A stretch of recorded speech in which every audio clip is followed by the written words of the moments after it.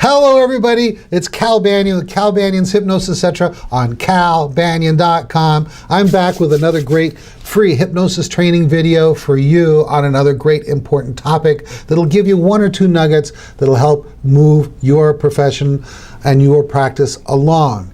We've got hundreds of these videos on calbanyan.com.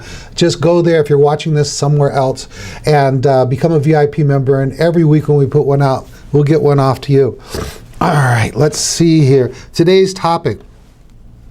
A while ago, one of the things we do to support our grads is we have an online group on Yahoo where they can ask questions and help each other, and I can kick in from time to time and make sure that they get answers right away. Because a lot of you like to ask questions when you're in class, but sometimes it's not until you start seeing clients that you get those really most important questions.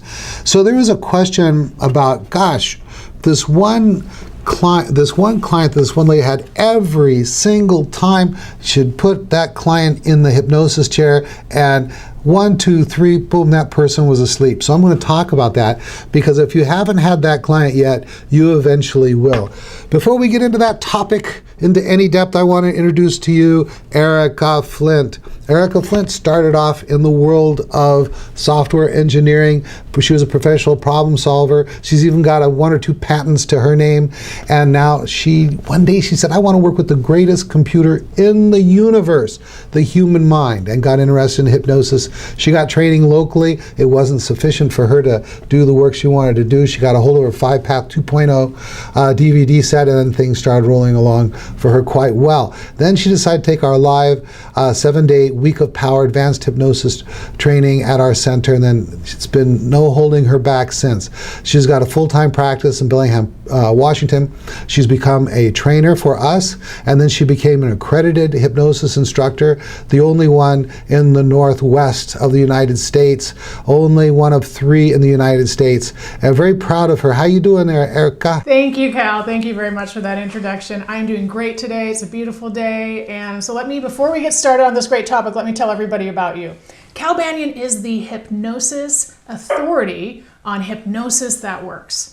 And he is a trainer, he's a speaker, he's an author, and you know what? He's won nearly every single award in the profession from the National Guild of Hypnotists. Let me rephrase that, because you know what? He has won every single award from the National Guild of Hypnotists, which is the oldest and largest hypnosis professional organization in the world. He is still speaking, he is still training, he is the author of one of my favorite books, The Secret Language of Feelings. And he's the trainer of some of the best hypnotists in the profession. He's had a huge impact on my life. Once I learned 5-Path, I went off and running, and I've been a full-time hypnotist and trainer ever since. So I'm just really happy with the work that I do today, and in a big part, it's because of everything that I learned from Cal Banyan and everything that he teaches. So thanks for having me here today, Cal. Oh gosh, thank you so much. Hey, just before we went on, I said to you, you're still enjoying this new profession you're in. Remember that, Erika? Yeah, I do. And I just had to laugh, because as I was getting ready this morning to get prepared, there was just like a moment. And I thought, you know what? I just love this stuff. I just love what I'm doing. I love the variety of the things that I do. I love being on these podcasts, writing articles. I love seeing clients, and I love teaching. And there's just so much to it. I'm just still in love with hypnosis every day. One of the things that I think all people who've been in a profession for a number of years, 20 plus years want, and that is, we start thinking about, what are we going to leave behind? What are we going to have for a legacy?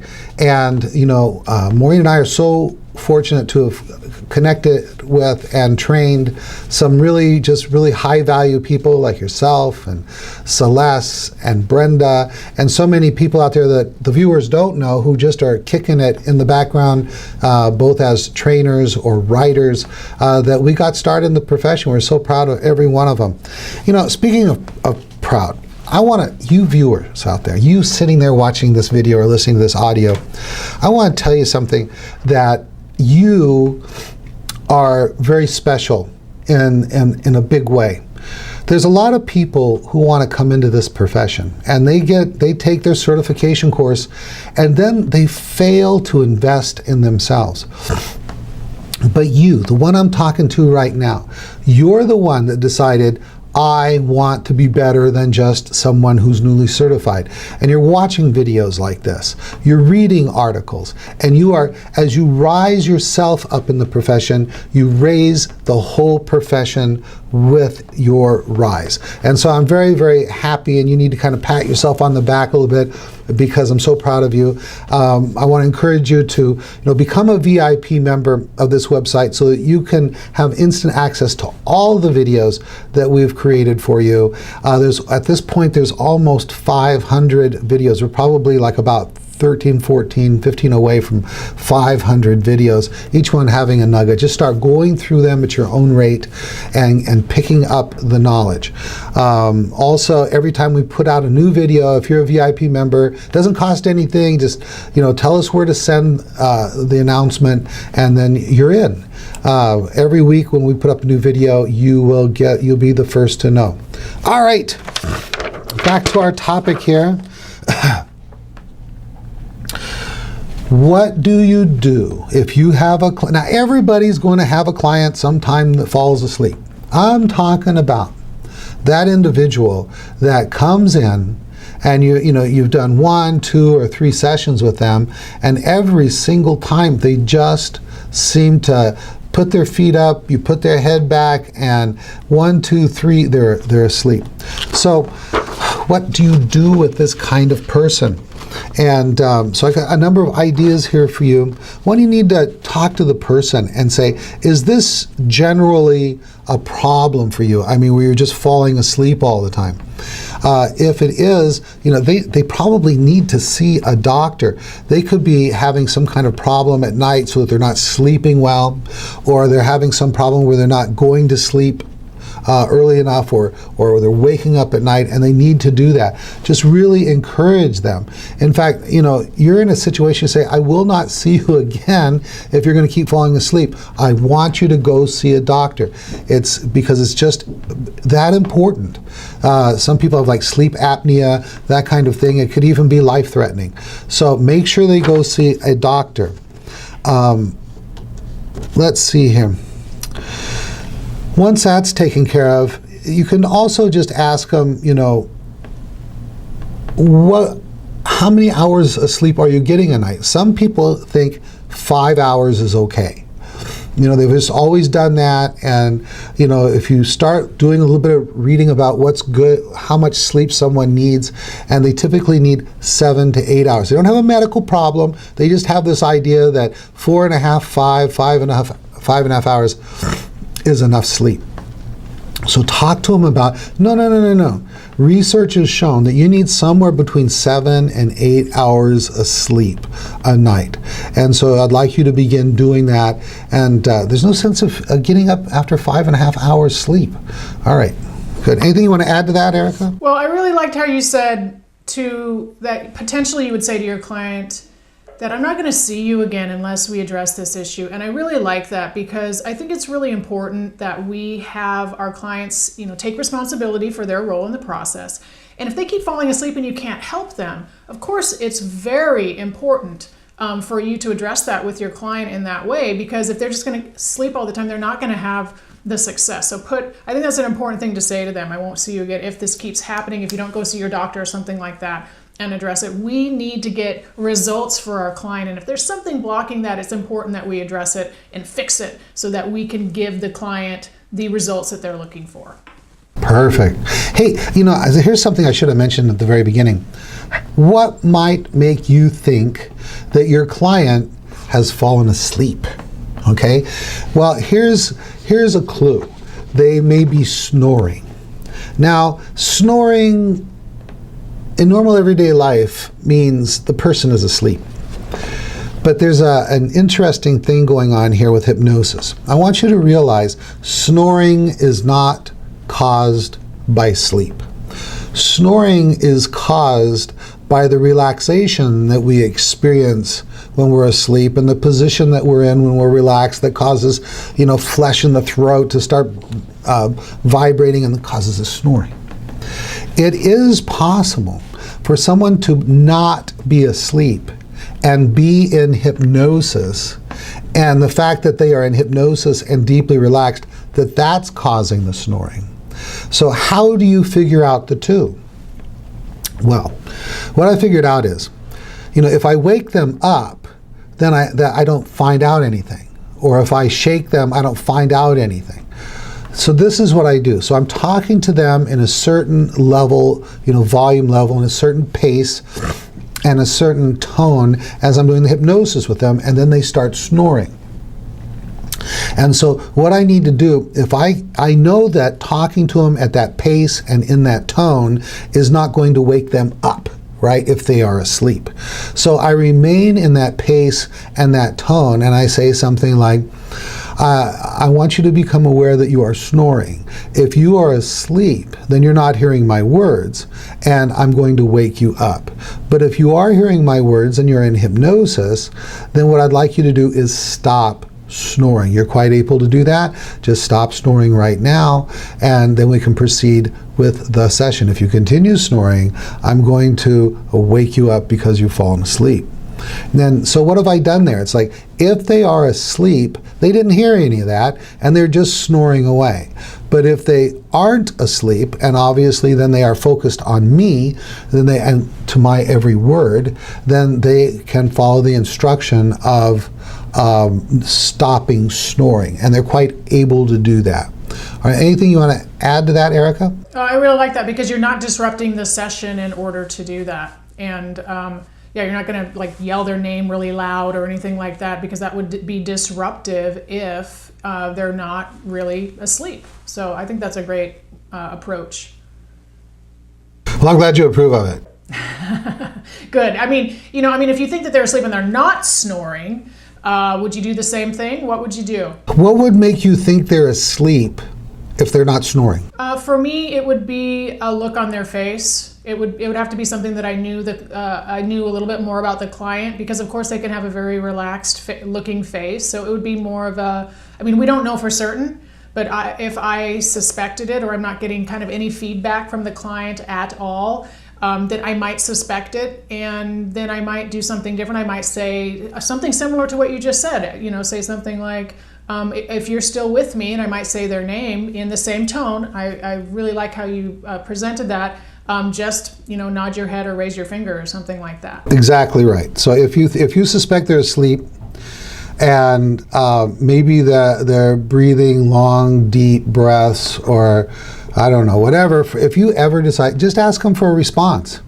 In a moment we're going to do this. If that's okay with you, just nod your head. You don't even have to say, "Are you with me?"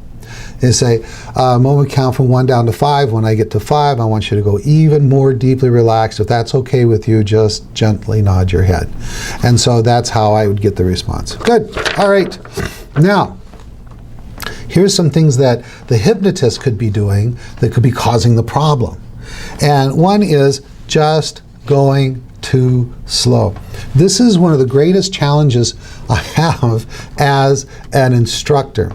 Both with the certification course, the 10-day course where people come in, they may or may not have any hypnosis training at all. And I definitely have this challenge when people go to our Week of Power, which is our advanced hypnosis training. It's for folks who are previously certified but want to become 5-pathers and 7-path self-hypnosis instructors, is they go too slow. And nowhere is it written that you're supposed to go slow. And the slower you go, the more likely the client is to fall asleep. The slower you go, the more likely there is to have something go wrong before you get where you're going. So if you are always talking like this in your sessions, clients are going to fall asleep. You can speak in a relaxed tone and a congruent tone and be well understood while speaking quickly. For example, you could do a deepening technique like this, which is based on a Don Martin technique. There's three important things we do whenever we do hypnosis together. One of the first most important things is just following my instructions. By doing that, we're creating this ongoing sense of deepening relaxation. The second important thing we do is from time to time I can have you become aware of images or thoughts. For example, right now I'd like you to think about or imagine a perfectly formed leaf from a tree, green like springtime, with a single drop of moisture upon it like a warm and gentle rain that passed by. The third important thing we do is from time to time I'll have you become aware of feelings, of sensations.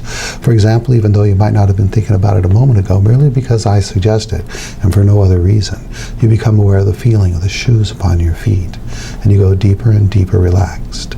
And now your attention goes to the feeling of your legs pressing down into the chair, and you go deeper and deeper relaxed. And now your attention goes to the feeling of the air going in and out of your lungs, and with every gentle breath, you go deeper and deeper relaxed. Now, that was pretty fast. I sometimes will deliver that even faster to a client.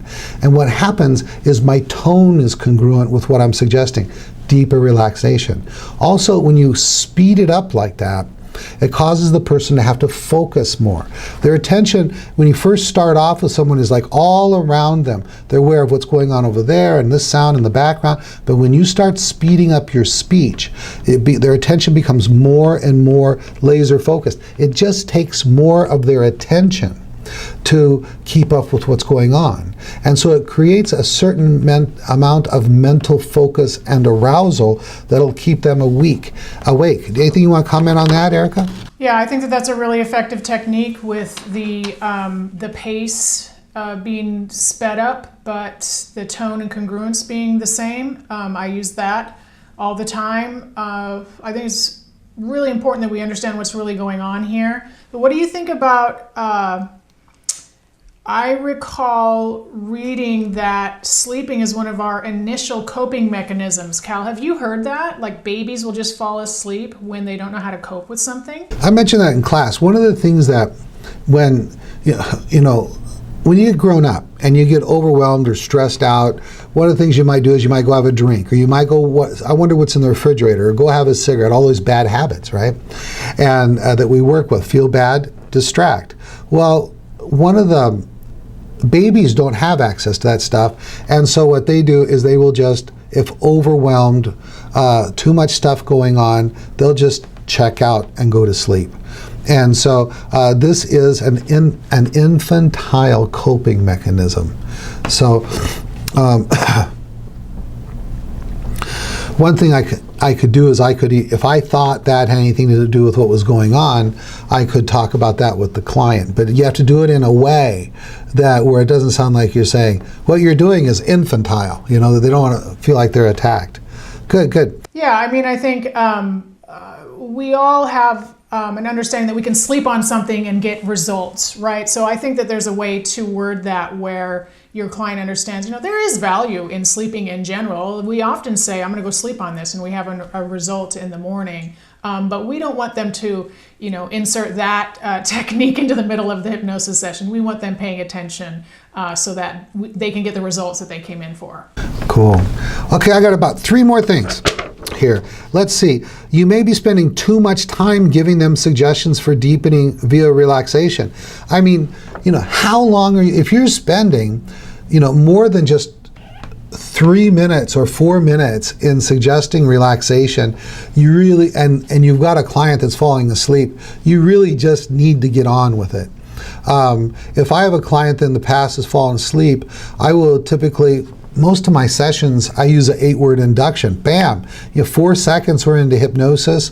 A minute later, we've got the deepening done. I've done covert testing. I can go all the way from the beginning of the induction into deep insight work in 2 or 3 minutes, to where I'm doing the age regression work, or I'm doing the forgiveness work, or the parts mediation work. People can go into somnambulism very quickly when you know what you're doing. So don't spend, this is why the progressive relaxation induction is dead. That induction has to die.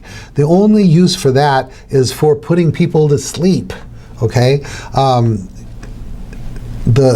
And I've done a video just like this where I go into why the progressive relaxation induction needs to die. It needs to go into the museums of the history of hypnosis because people fall asleep. And there's many other problems too. Just look up, Cal Banyan progressive relaxation induction on Google, and you'll get maybe you'll get to an article or a video on that. Okay, next. Let's get on with it. Like I just said, you need to move into the work you want to do. The purpose of the hypnosis session is not hypnosis. The purpose of the hypnosis session is so that you can get this person to a state of mind where you can help them make changes. Be that direct suggestion work, or hopefully you are now curious or are now trained, are able to move into the work like hypnotic age regression, hypnotic progression, hypnotic forgiveness work, parts work. When you're able to do that kind of work, it's very interactive. The person, it becomes more like a conversation while the person is in somnambulism, and people don't fall asleep during age regressions. They don't fall asleep while doing forgiveness work when you do it the way us five-pathers do it. Anything you want to add to that, Erika? Well, yeah, I mean, those types of techniques that we use have a lot of energy to them, and so there is, I think it's more enjoyable for the hypnotist too to be doing that type of work. It's more interactive, it's more engaging, and I really cannot imagine a client falling asleep during that. In addition to your 8-word induction, you probably use your time tunnel technique too to get somebody right into hypnosis if they're experiencing that emotion right in your chair even before it starts, right? Exactly. There's nowhere to hide from the time tunneling technique used as an induction. I mean, you just start talking to them about the problem, notice that the feeling is coming up, and then bam, just go into the time tunneling technique. I've got articles on the internet about it. I've got videos about it. Be a VIP member. When you become a VIP member, you get access to this one page that has a list of all the videos we've ever done. You can go down that list, or you can do a search for time tunneling technique on that list. If you, in any browser, you hit Control F, a search box will come up. You put tunnel or tunneling in there, and bam, every video that talks about time tunneling will come up. So you can make that change. And basically what happens is we use the feeling in the body to trigger the regression and the hypnosis simultaneously. It's amazing technique. It's very, very fast, and it's very, very reliable. All right, one more quick thing because we're running over time now. All of this is true if the hypnotist is falling asleep. If you're falling asleep in your sessions, are you getting enough sleep? Okay? Are you a person, I used to think, 5 hours is enough, so I'm one of those guilty people. I wished I never had to sleep. But, biology is biology. And or are you not getting quality sleep? Or, are you doing the progressive relaxation induction? Are you moving too slowly? Are you doing too much deepening? These kinds of things will put you asleep as well. And you don't want you to fall asleep. You want to be having a great time. You know what? You should be having a great time in your sessions where you're going, wow, that was so cool. Isn't that right, Erika? Yeah, absolutely. And there are times when you might have gotten great sleep, but guess what? You've had a really intense day, and maybe you need to take a little bit of a break so that you can recharge. And you know what? Guess what? Hypnosis is really good at that. So in between your sessions, you can do like a quick 1 minute or 2 minute self-hypnosis session with the intention of recharging mentally, physically, emotionally, and spiritually so that you can be fully, totally prepared for your next session so that you have that energy and you aren't falling asleep, even if you did get great sleep. It's kind of like finding balance in your day and making sure you're always giving your clients the absolute best. Awesome. Hey, you want to wrap it up? Sure. Well, thank you everyone for joining us today. And if your clients are falling asleep in the chair, make sure that you can follow these great tips that Cal has suggested here today. They work. I use them. And my name is Erika Flint. You can find me at CascadeHypnosisCenter.com. You can also find me online, and I look forward to hearing from you. Let us know if you have any great tips for what you do when your clients are falling asleep and by leaving comments below for this video. Thank you. Awesome, Erika. And Erika's got 3 topics for us to talk about next. We're going to be talking about how to get clear and get results with clients. We're going to be talking about, hey, some super important, can't get anywhere without them, marketing techniques for hypnotists. Probably going to be a 2-part series. And then if we have time, we're going to, in a video coming up really, really soon, a ridiculously simple hypnosis technique to help clients meet their potential. So we got more really cool stuff coming up for you. Also, let's see, November 6th through the 12th, we have our advanced Week of Power. It's for you guys who are already certified. You want to become 5-pathers. That's the class for you. November 6th through the 12th. Also, we are working on next year's schedule. So keep checking back to calbanyan.com so that we can have the schedule up for you as soon as it's ready, because you want to know as soon as it comes out, because we typically have early registration discounts and you want to get in on them if you can. All right, that's it. Cal Banyan, signing off. This recording is the property of Cal Banyan and the Banyan Hypnosis Center for Training and Services, Incorporated. All rights reserved, for private use only, may not be duplicated without permission. For contact information, go to www.hypnosiscenter.com.